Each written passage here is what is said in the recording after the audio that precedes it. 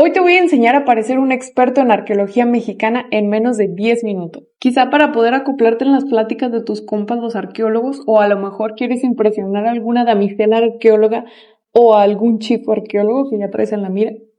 No te culpo. Te voy a pasar estos simples datos para que parezca que dominas el tema. Obviamente esto es mucho más complejo de lo que te voy a dar, pero mi intención es que te empapes un poquito más sobre estos temas y pues puedas tener por ahí alguna charla interesante. En la arqueología de México hay 3 temporalidades muy importantes que son, como se puede decir, la base para ubicar a cada grupo cultural con todos y sus rasgos, o sea, arquitectura, artefactos, todo, para poder ubicar cada una de estas cosas en una temporalidad y así entender más o menos cómo estaban pasando las cosas y qué pasó primero, qué pasó después, qué pasó al final, ¿no? Estas 3 temporalidades no se te van a olvidar porque son, creo yo, que están como que muy memorables. Es el preclásico, el clásico y el posclásico. Fácil. Repetimos: preclásico, clásico, posclásico. El preclásico lo ubicamos desde el 2500 antes de Cristo hasta el 200 después de Cristo. Hay autores que manejan unas fechas como que un poquito diferentes, depende de a quién estés leyendo, pero digamos que de manera general esta es la temporalidad. Seguramente has escuchado de los olmecas, pues los olmecas son considerados la cultura madre en México y en Mesoamérica. Después hablamos de Mesoamérica, es otro tema. A los olmecas los vas a ubicar por estas famosas cabezas colosales, unas cabezotas grandotas de piedra que caracterizan a este grupo. El preclásico, así como el preclásico, clásico y posclásico, se divide también en 3 fases, que viene siendo el preclásico temprano, el preclásico medio y el preclásico tardío. Para que lo entiendas y te lo grabes rápido, el preclásico temprano es como, digamos, el surgimiento de estas culturas que ya se empiezan a establecer en un lugar, como los olmecas. El preclásico medio viene siendo el auge de la cultura olmeca y el preclásico tardío se representa por la decadencia de este grupo. A los olmecas los podemos encontrar principalmente en el estado de Tabasco y Veracruz, o sea, en el Golfo de México. Los sitios principales que se manejan para la cultura olmeca pues vienen siendo San Lorenzo, La Venta y Tres Zapotes. Así que el preclásico se caracteriza porque empiezan a surgir sociedades que ya se empiezan a establecer en un lugar, empiezan a desarrollar la agricultura, empiezan a evidenciar un tipo de arquitectura un poquito más avanzado y por medio de la evidencia arqueológica empezamos a notar una estratificación social, o sea, se empiezan como que a organizar un poco más en sociedad. Esto nos indica que comienzan ya las sociedades a desarrollarse. Hay otros sitios arqueológicos que pertenecen a esta temporalidad, o sea, al preclásico. Pero para no hacerlos bolas y no meterme en más rollos y que se te graben como que un poquito más específico ciertos rasgos de cada temporalidad, pues te voy a dejar solamente con los olmecas, pero existen otros más. Como por ejemplo hay un sitio en el centro de México que se llama Tlatilco. Ese es otro. Y tiene una figurilla muy representativa que me encanta, está muy bonita. Aquí te la dejo. Pero bueno, tú quédate con el preclásico, los olmecas, ¿ok?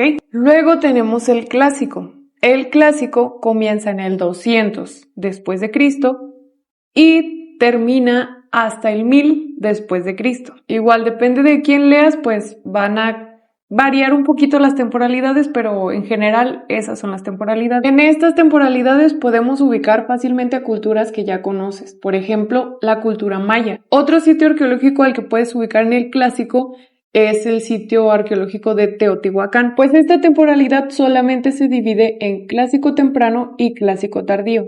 El clásico temprano es del 200 al 650 después de Cristo. Y el clásico tardío se divide del 650 al 1000 después de Cristo. En el clásico tenemos un aumento demográfico.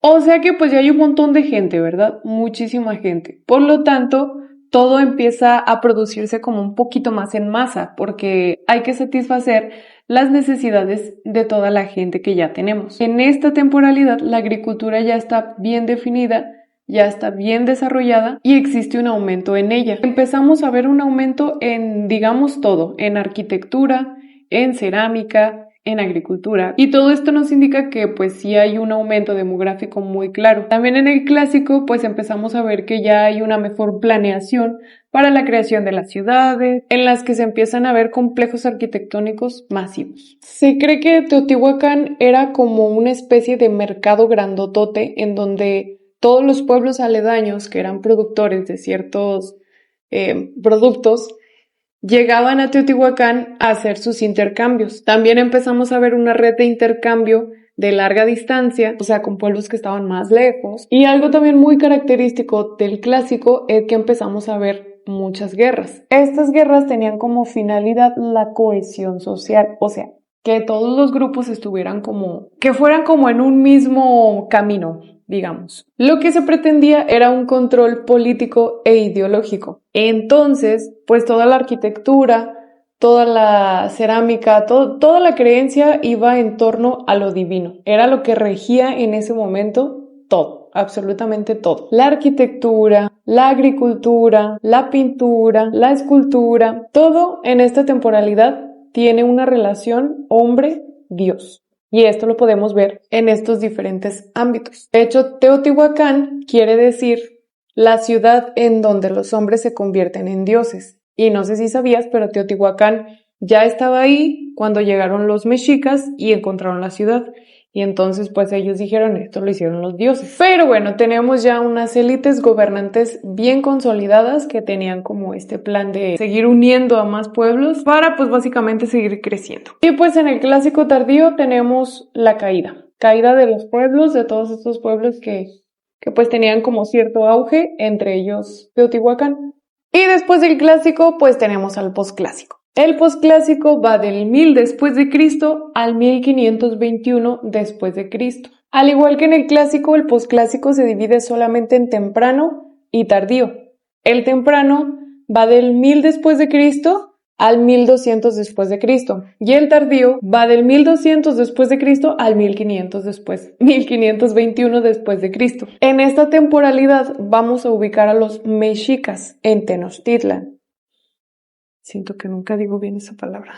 Y esta temporalidad también se caracteriza súper sí con la guerra, muerte y destrucción. Les quedan bélicos los cabrón. En el posclásico también encontramos como una variación en la temporalidad o en las fechas más bien. Así que se puede decir que el posclásico es como del 900 o 1000 después de Cristo al 1521 después de Cristo. ¿Por qué? Porque pues desde el 900 empezamos a ver la caída de ciertos pueblos y ahí se podría decir que comienza el posclásico. En el posclásico tenemos el surgimiento del grupo de los guerreros, que eran estos quienes se encargaban de ir a los pueblos a hacer su desmadre y pues tenían como finalidad la cohesión social, como lo vimos en el clásico, pero en el posclásico lo tenemos muchísimo más bélico. También el posclásico se caracteriza por la migración. Muchos pueblos empiezan a ser abandonados, por ejemplo, en el norte de México, en la Quemada se empieza a ver eso, que de repente ya no había gente,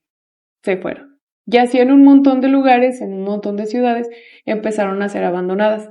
No se sabe por qué, pudo haber sido por cambios climáticos, por guerras, por quién sabe, por un montón de cosas que todavía no están como que bien definidas, pero esta temporalidad se caracteriza por estos dos rasgos, las migraciones y la guerra. Y mientras que en el centro de México se tiene un dominio y una sociedad ya bien establecida en un lugar, en el norte del país tenemos a los grupos nómadas, seminómadas, que pues andan por todo el norte del país. Sí.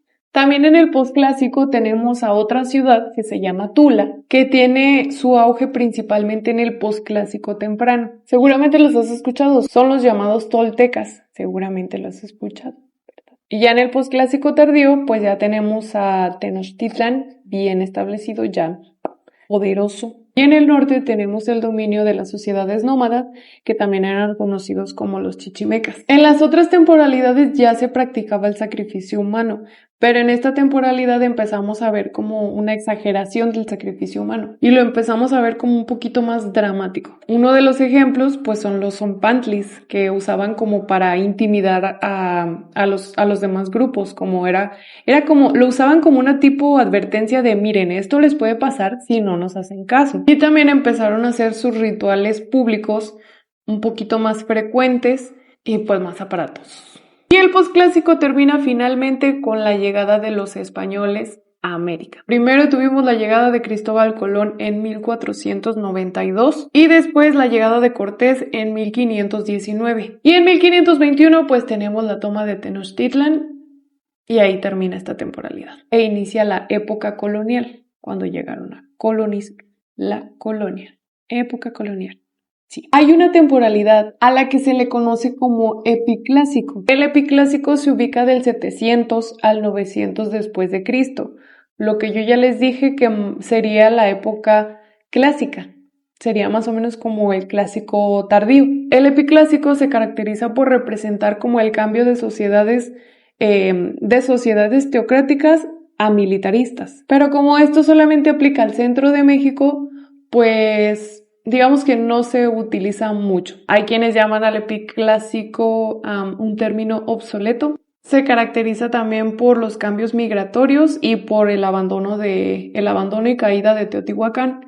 Entonces, pues solamente aplica al centro de México. Así que no nos compliquemos y utilicemos el clásico tardío. Que si quieres utilizar el término epiclásico, pues también está bien. Y pues bueno, eso sería como que a grandes rasgos un resumen muy resumido de arqueología de México, pues. Y si hacemos un repaso, entonces tenemos al preclásico, ubicamos en el preclásico a los olmecas del 2500 a.C. al 200 después de Cristo, en donde tenemos el surgimiento de sociedades más complejas. Lo que las vuelve más complejas, pues, es la arquitectura, la agricultura y la estratificación social. En el clásico ubicamos a la cultura maya y a Teotihuacán. El clásico lo tenemos del 200 al 1000 después de Cristo. Y lo que caracteriza al clásico es un expansionismo y una cohesión social. Comienzan las guerras para obligar a la gente a que se les unan, ¿verdad? Empieza también el intercambio mercantil. Tenemos muchas sociedades productoras de ciertas cosas que están intercambiando productos entre sí. Y en esta temporalidad los dioses rifaban.